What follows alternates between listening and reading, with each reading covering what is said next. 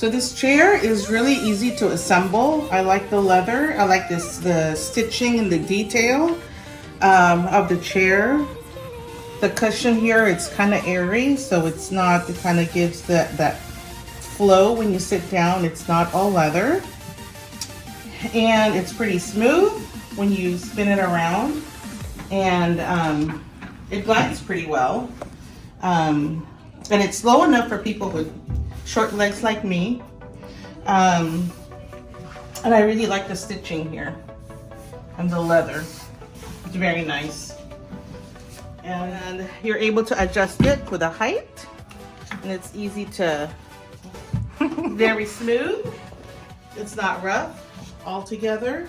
It's very sleek and it looks very elegant for this chair.